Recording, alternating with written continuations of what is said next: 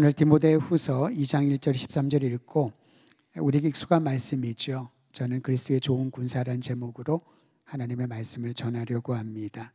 바울은 하나님을 섬기는 일을 군 복무와 운동 경기하는 것 그리고 농사를 짓는 이 세 가지 예를 들어 설명했습니다. 하나님을 섬긴다면은 군인처럼, 병사처럼, 또 운동 경기를 하는 선수처럼, 농사를 하는 농부처럼 이렇게 섬겨야 된다라고 말씀하고 있죠. 이 본문은 우리가 자주 들었던 내용이기도 합니다. 오늘 밤에는 그 중에서 하나에만 집중해서 조금 더 상고하고 기도하는 시간을 가지려고 합니다. 첫 번째 예로 언급한 좋은 병사. 좋은 병사는 어떤 병사일까요? 우리나라의 경우는 국방의 의무가 있기 때문에 남자라면은 특별한 경우가 아니면 다 군대 경험을 하게 됩니다. 그러다 보니까 군대 갔다 오신 분들이 한번 군대 얘기를 하면은 3박 4일이 부족하죠. 그리고 그 얘기들이 보면은 재밌기도 한데 자꾸 듣다 보면 같은 얘기 또 하고 같은 얘기 또 하고 했던 얘기 또 하고 그래도 지루하지 않을 정도로 열정을 내어서 얘기를 합니다. 왜 그러냐면은 20대 초중반에 경험했던 군에서의 특별한 경험이 본인에게는 평생 이야기거리가 되는 것 아니겠습니까? 그런데 군대에서 경험한 것들의 대부분을 들어보면 굉장히 힘들었던 기억, 엄청나게 힘들었던 거. 그래서 지금 자녀들이 군대를 가면은 항상 비웃지요. 그게 군대냐? 보이스카웃이지. 아빠가 군대에 있을 때는 야, 말도 못해 하면서 얘기를 하면 아이들은 귀를 막고 집 방으로 들어갑니다. 그만큼 내가 얼마나 힘들게 군대 생활을 했는가. 그런 경험들을 얘기를 주로 합니다. 또는 본인의 무용담을 그렇게 얘기를 합니다. 무용담은 뭡니까? 실제 있었던 얘기는 하는데 과장해서 얘기를 하는 경우가 있죠. 우리 교회도 오늘 안 오셨네요. 월남 스키 부대 출신이 있으셔가지고 저는 처음에 그 얘기를 들었을 때 야, 대단한 특수 부대를 다니셨나 보다. 근데 제가 못 알아들으니까 막 웃으셔요. 그래서 왜 웃나 했더니 월남이라고 베트남이잖아요. 베트남의 스키 부대를 복무하고 왔대요. 즉 그냥 웃자고 하는 얘기인데 제가 너무 거기에 속 빠져가지고 야, 이분은 좀 대단한 분이구나 라고 생각했던 적이 있습니다. 무용담을 그렇게 좋아합니다. 제가 1992년으로 기억하는데 중앙아시아의 키르기즈스탄이란 그런 나라가 있습니다. 수도가 비슈케크인데 구소련 연방이 무너진 직후에 그곳에 사역을 준비하기 위하여 우리 형제들 3명과 간 적이 있습니다. 거기에 선교사님 계셨는데요. 고신측 선교사님이신데 사실 그 이전에는 선교사가 들어올 수가 없을 때 이분이 들어오셨어요. 너무 놀랍지 않습니까? 그래서 알고 봤더니 이분이 UDT 출신이에요. 그러니까 몸도 좋으신데 일단 정신력 자체가 막혀있는 곳을 침투하여서 임무를 수행하는, 그래서 UDT 출신이라는 얘기를 물어보지도 않았는데 얘기를 하시더라고요. 처음 만나서 그때 20대 중반이었으니까요. 얘기를 해서 선교사님 어떻게 여기까지 들어오셨습니까? 구소련 연방이었었죠. 저는 처음 들어봤던 나라입니다. 근데 어떻게 여기까지 오셨나요? 하면서 얘기를 하는데 제가 예전에 군대에 있을 때 UDT였는데요. 쭉 밤새도록 얘기를 하시는데 졸려가지고 자고 싶은데 계속 얘기를 하는데 들어보니까 엄청난 무용담을 가득 갖고 있더군요. 군대에 있는 그 수년의 길지 않은 시간 동안에. 그만큼 군대는 우리에게 재미있는 얘기들을 할 만한 그러한 환경이 됩니다. 하지만 굉장히 힘들죠. 근데 실제로 군에 가지 않은 사람들에게는, 또한 군인이 되고 싶어하는 사람들에게는 그 사람의 개인적인 무용담이나 또한 그 사람이 얼마나 힘들게 군대 생활을 했는지 보다 더 듣고 싶은 게 있을 겁니다. 그것은 어떻게 이 시간을 의미 있게 보낼까? 어떻게 하면 좋은 군사로, 강인한 군사로 훈련받을 수 있을까? 이 젊음의 시기에 어떻게 보면은 짧지 않은 시간, 또 길지 않다고 보는 분도 있습니다만은 그 2년 남짓한 그런 시간들이 사실은 20대 초반에게는 특별한 시간 아니겠습니까?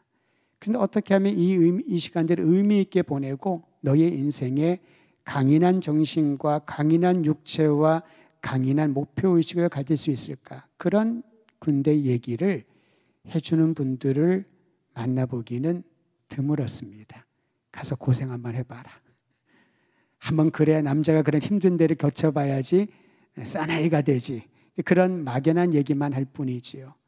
만약에 누군가가 이 시간을, 우리에게 주어진 이 시간을 피하지 말고 받아들여야 된다면은 이러한 마음가짐과 이러한 훈련들에 대한 준비와 이러한 기대감을 가지고 가면은 참 좋을 거야.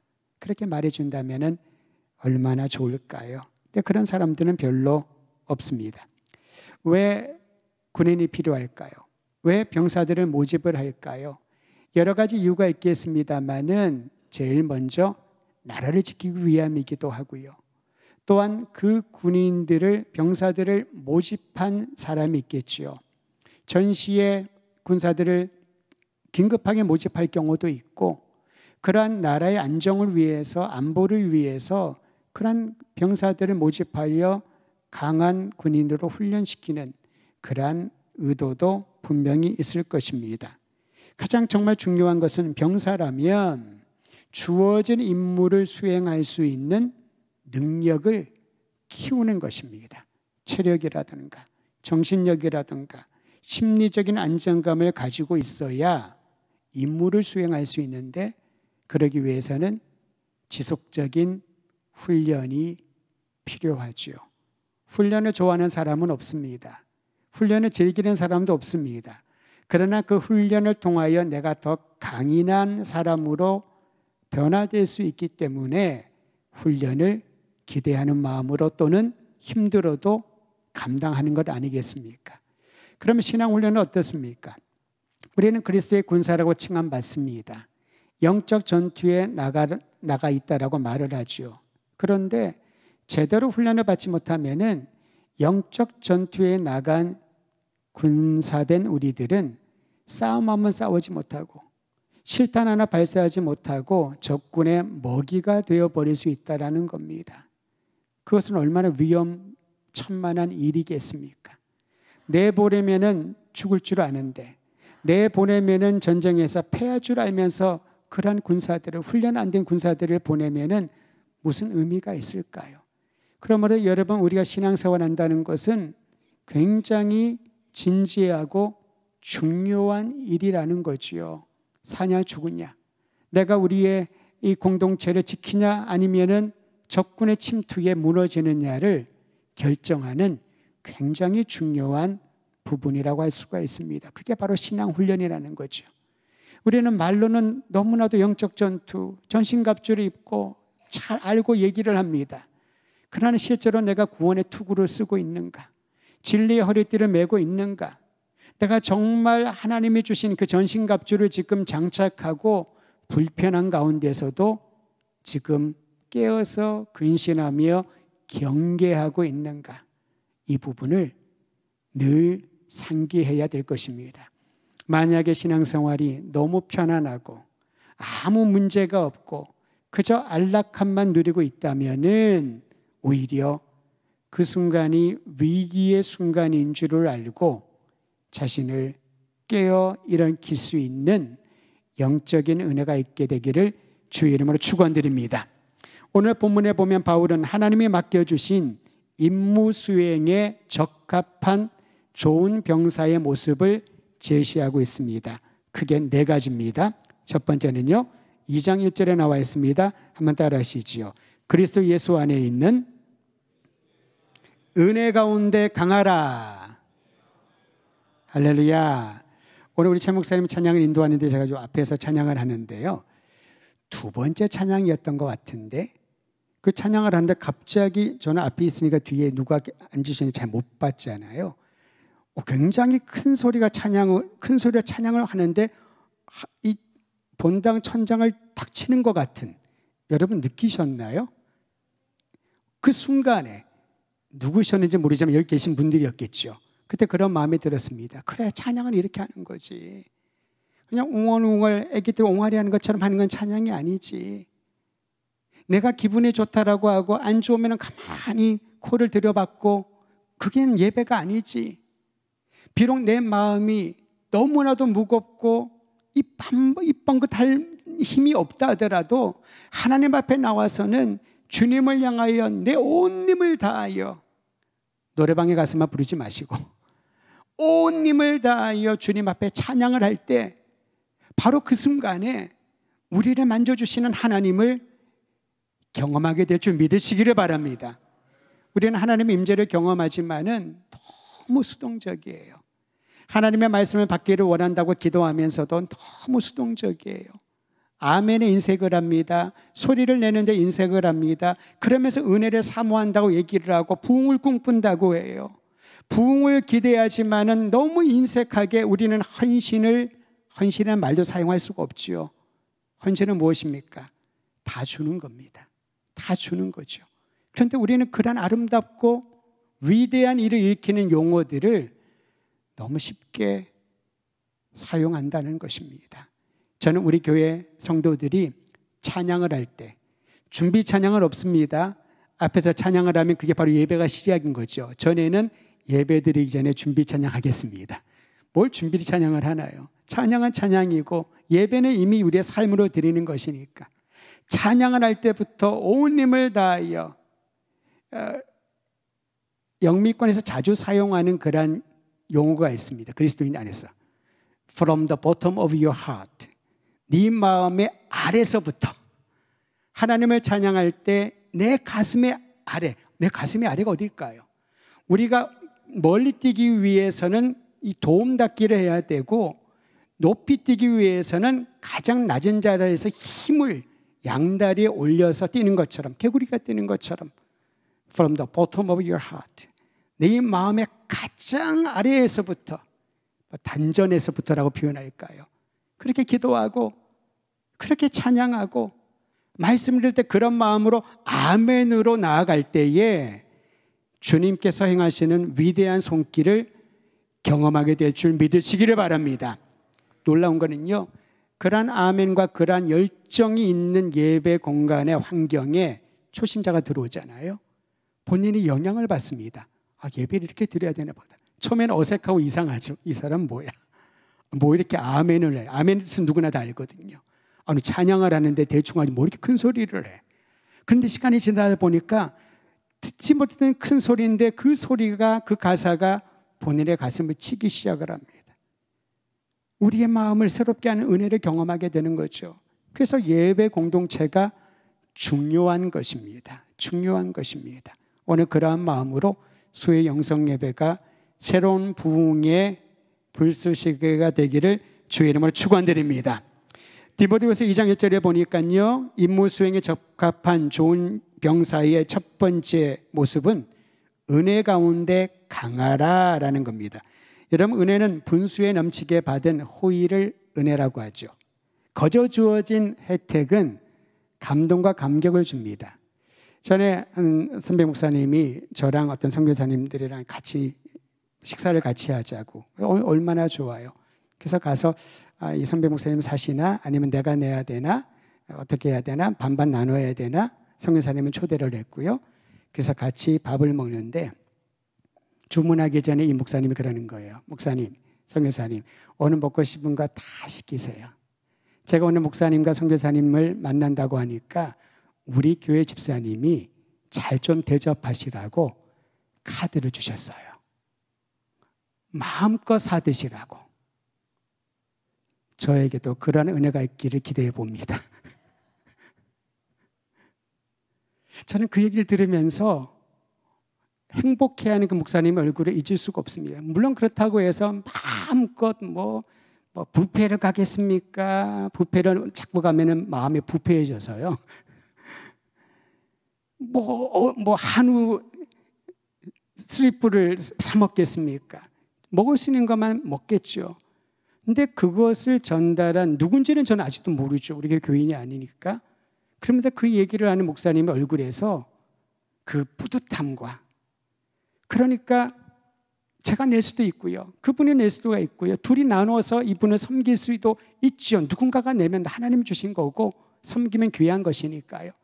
그런데 알지 못한 어떤 분이 더드림교회 목사님과 성교사님을 대접한다고 식사를 한다고 하니까 목사님 사지 마시고 이걸로 쓰세요. 이게 은혜가 아니겠습니까? 분에 넘치는 혜택, 거저 주어진 선물과 같은 것. 그러한 은혜를 경험한 사람은요, 또 다른 사람에게 그 은혜를 나누어 주고 싶어 하는 겁니다. 나누어 주고 싶어 하는 겁니다. 가끔 저랑 오랫동안 교제했던 선교사님들이 대전에 올 때가 있습니다. 만나러. 정말 오랜만에 만나서 오면은 항상 저랑 제 아내가 행복함을 느낍니다. 우리를 찾아오다니, 우리를 기억하고 오다니.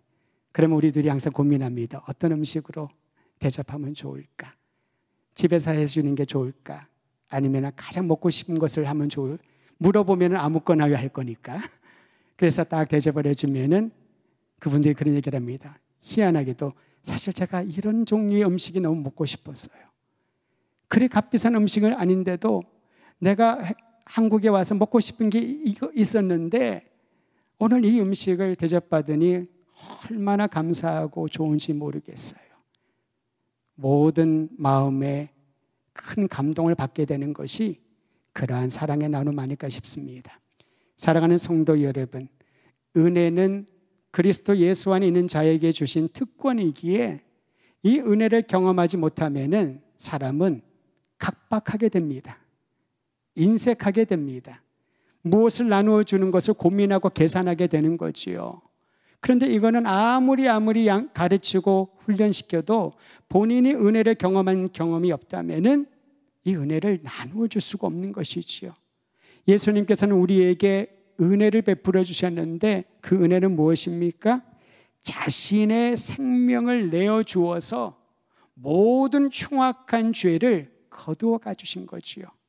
아무리 애쓰고 노력해도 지울 수 없는, 제거할 수 없는 이 걸림돌과 같은 죄를 예수님께서 거두어 가신 거예요. 이게 바로 은혜인 것입니다. 그런데 여러분, 은혜 가운데 강하라고 했지요. 이거는 뭡니까?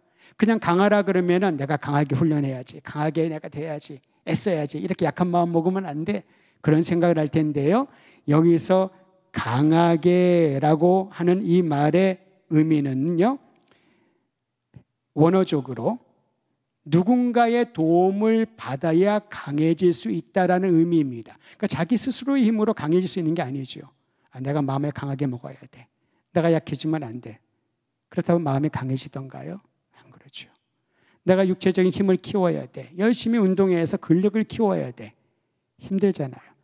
그래서 누군가의 도움을 받습니다. 어떤 분들은 PT를 받기도 하고요, 코치를 찾아가서 근력 운동을 하기도 하고, 또는 친구와 함께 도움을 받기도 하고, 누군가의 도움을 받으면 이전보다 더 강해지고 이전보다 더 발전이 있게 되죠. 혼자 하는 것에는 한계가 있습니다. 독학도 한계가 있습니다. 그러나 좋은 선생님을 만나면은 굉장한 진보를 얻게 됩니다. 어제 잠깐 지나가다가 예기치 않은 TV 프로그램을 하나 보았는데요, 재방송을 하더라고요. 그 프로그램 이름이 Teachers라고 하는데 선생님이라는 거예요. 결론을 말씀드리면 어떤 친구가 왔는데 이 친구가 가정에 여러 가지 어려움이 있어서 공부를 놨어요. 그래서 수학이 8등급이었어요. 근데 본인이 가고 싶은 학교는 수도권에 있는 학교였답니다. 그러니까 거기 있는 선생님들이 아주 기가 차가지고 딴 것도 아니고 수학을, 이제 수능이 얼마 안 남았는데, 그래서 어떤 미션이 주어졌냐면은 이 친구의 8등급을 50일이었나요? 50일 만에 5등급으로 올리는 미션을 한 선생님이 맡았는데요. 훈련을 하고 계속 가르치는데 공부를 안 하다가 하니까, 특히 수학은 단기간에 늘는 게 아니거든요. 아무리 열심히 해도 안 느는 거예요. 계속 틀리는 거죠. 그런데 약속한 50일이 끝나고 그 당시 6월 모의평가를 봤는데 놀라운 것은 8등급인 수학 아이가 5등급이 된 거예요. 별로 놀라지를 않으시네요. 이건 기적이에요, 기적. 8등급이 5등급이 되는 거는 기적과 같은 거예요. 그것도 수학이란 과목이. 그러면서 선생님도 막 눈물을 흘리고 학생도 눈물을 흘리고 그 아빠도 눈물을 흘리고 보는 사람들 가슴이 뭉클한 거예요. 가정의 여러 어떤 상황 때문에 이 아이가 공부를 놓을 수밖에 없었는데 이제 대학을 가려고 보니까 중요한 그 시기에 기초가 안 돼 있다 보니 아무리 공부를 해도 성적이 안 오르는 거죠. 얼마나 낙심됐을까. 근데 그 짧은 프로그램의 일환이었지만은 그 선생님이 코칭을 해주니까 그 짧은 시간에 목표한 것에 올라가면서 이 친구는 내가 정말 좋은 방법과 좋은 선생님의 도움을 받으면은 진보가 있을 수 있다. 이게 강화해진다는 의미입니다. 하나님의 은혜로 하나님의 도우심이 있어야 강한 군사로 성장하게 된다는 거죠. 내가 열심히 한다고 해서 열심히 성경 읽고 열심히 기도하고 열심히 봉사한다고 강한 군사가 될 수 있다는 게 아닙니다. 오늘 이 밤에 좋은 그리스도의 군사로 변화되기를 원한다면 우리를 도와주시는 하나님의 손에 의해서 강해질 수 있다는 믿음을 가지고 주님만을 의지하는 권속들 되기를 축원드립니다. 두 번째는 디모데후서 2장 2절에 있습니다. 한번 따라하시죠. 신실한 복음의 증인을 양육하라. 좀 길었군요. 그러면 짧게 하겠습니다. 양육하라.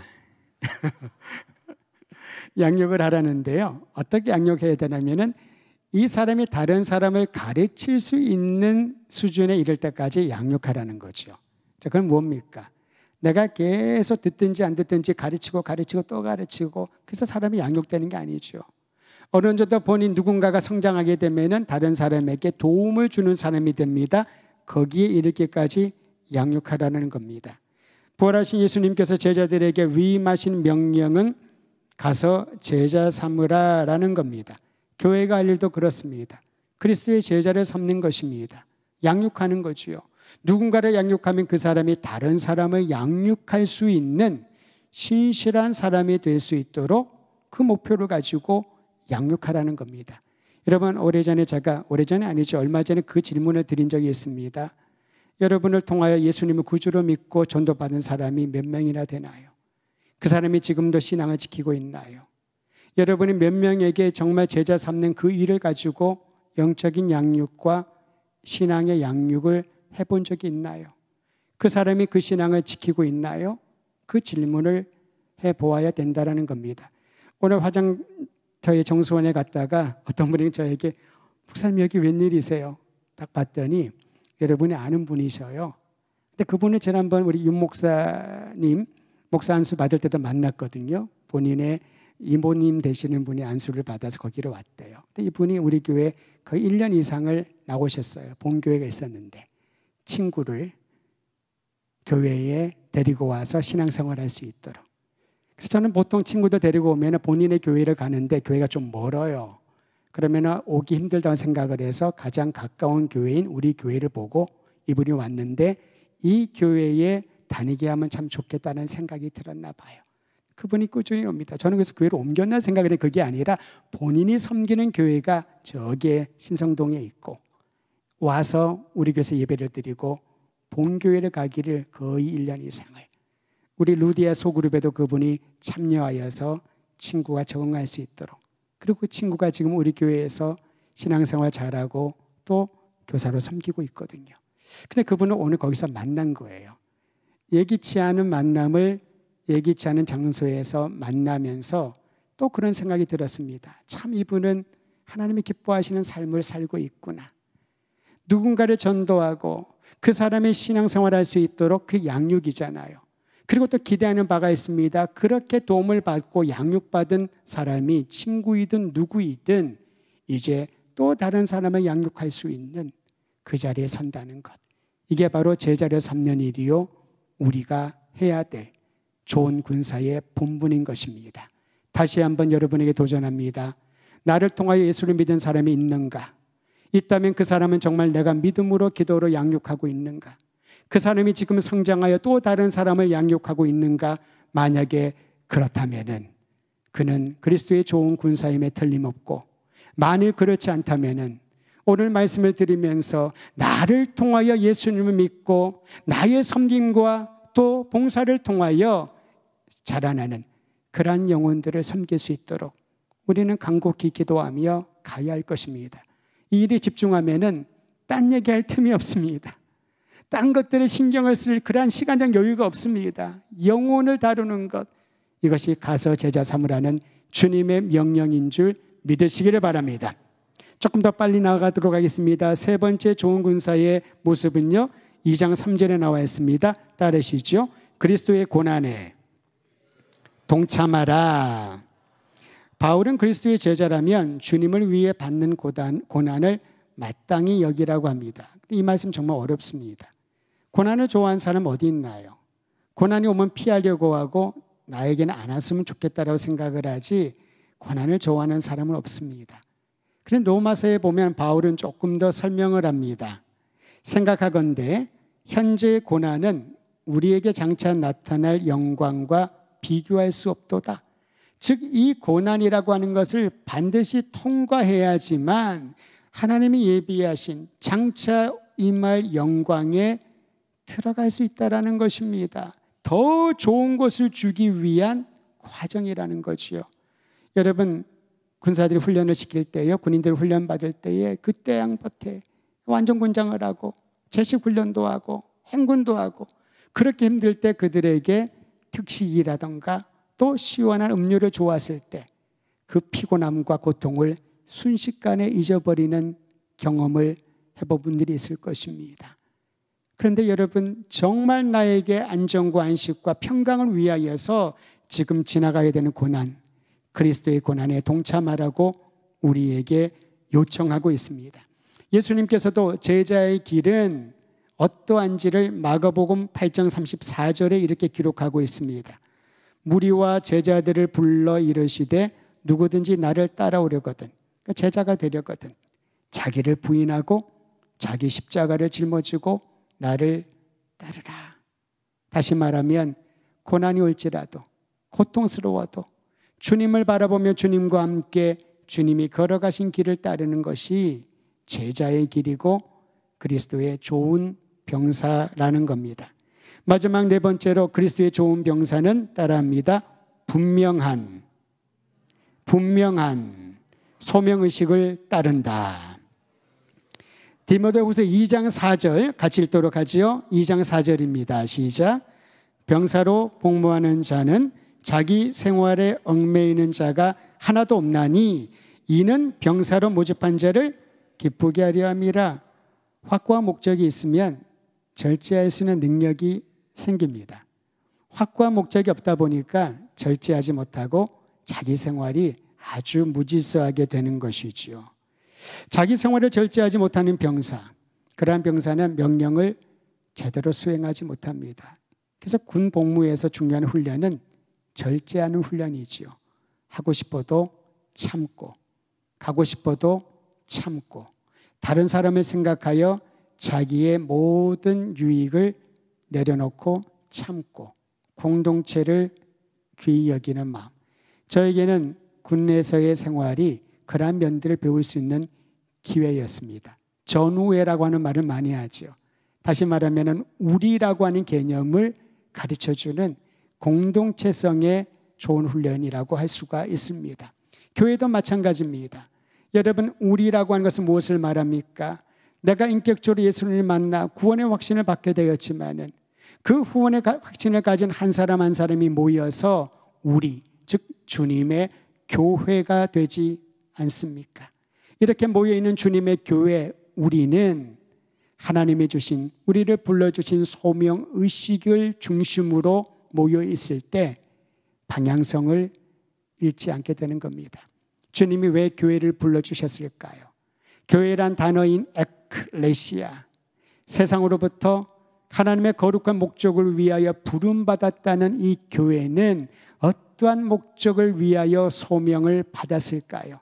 하나님의 영광, 하나님의 영광은 어떻게 나타나나요?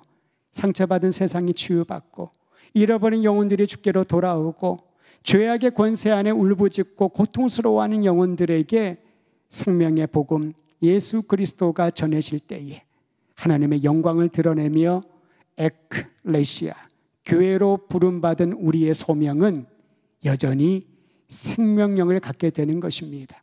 저는 우리 더드림 교회를 역동적이고 생명력 있게 할 수 있는 것은 교회로 세워주시고 교회로 불러주신 영혼을 향한 그리스도의 복음인 줄을 알고 예수님의 증인의 삶을 감당하기를 주의 이름으로 축원드립니다.